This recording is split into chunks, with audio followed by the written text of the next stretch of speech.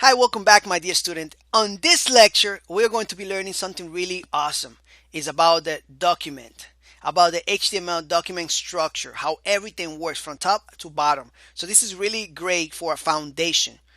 This is something that you should know, all right? So I want you to leave all the distractions that you have from your phone, from your maybe your wife is calling you, tell her that you'll be there in 5 minutes, or maybe your husband is calling you, telling you'll be there in 10 minutes, all right? So put all the distractions away and let's get it going. So let's open up your code editor and let's open up a browser window, all right? And I was working on the last file here. So what we are going to be doing is we are going to be creating a new file, all right? And we are going to be naming this file underscore blank dot HTML.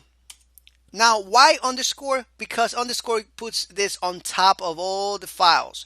And we're going to be using this blank.html for like a template used. We're going to use this to do a save as on all the lectures that we are going to be doing. Why? Because this is going to have this structure right here.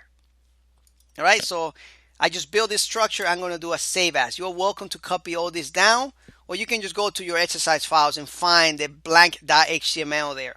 All right, now let me start from the top to bottom because this is how the browser sees all the information in this document. It starts from the top and then goes all the way to the bottom. So on the top here, it has something called the doc type.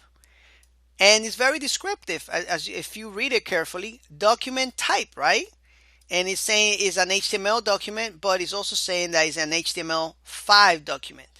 I know it doesn't have the 5, but this is the way they made it.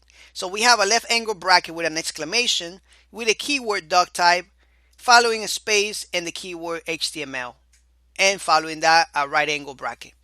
All right, and that's all it is. It doesn't have any closing tag or anything. It's just one tag. All right. Now, following that, we have other tags. We have an HTML tag, an opening tag, and a closing tag right here. Now, you're probably seeing something really strange, right? You're seeing this keyword right here, these words.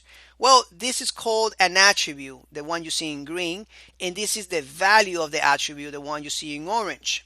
So it's always like this, the keyword, equal sign, and quotes around the word, the value. All right, so why in the world will we have attributes? Well, not only are we telling the browser that this is an HTML document, we're also telling it the language that it should be formatting this document to. So right now we're telling it format this document in the language English. All right, and there are many other different languages that you can put here, but right now we're doing English, right? So that's all we're saying to the browser. You're gonna have some HTML tags where an attribute is needed to do something else. All right, attributes are super powerful, so keep that in mind. So we have everything on this document wrapped around this HTML tag. Basically, we're saying this is an HTML document, right? And this is actually called from the doc type to the head right here. This is the non-visual part of the document that actually does some type of work in the browser. There's a lot of things going on here in the head. All right, so this is the head section. We have an opening tag and a closing tag, and then in between that we have other tags, and we can include other tags there, and we will include other tags later on. We're telling the browser to do things here. All right, we're telling the browser right now to do a character set, all right, equal to the value of UTF-8, and this is the encoding for this UTF-8 encoding. Right? You're welcome to look it up online if you want. I think Wikipedia has a good knowledge base on the UTF, but this is just the encoding of the character set. All right, and now every page has to have a title. Right now the default page name for this, we just named it document, but we can name it whatever we want. So I'm just gonna save this file, and then from here we're gonna be doing a save as. All right, so I'm gonna be doing a save as, and I'm gonna be calling this document, actually structure, I'm sorry.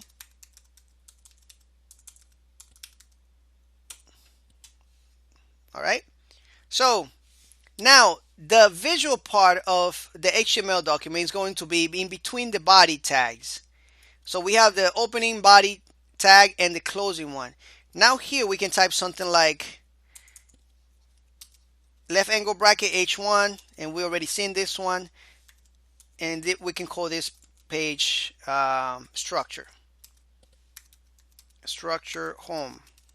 All right, this is gonna be the heading, and then we can also say paragraph, left angle bracket, and the end and the left the opening tag and the closing tag. All right, and we can say this is my first complete HTML page. There we go.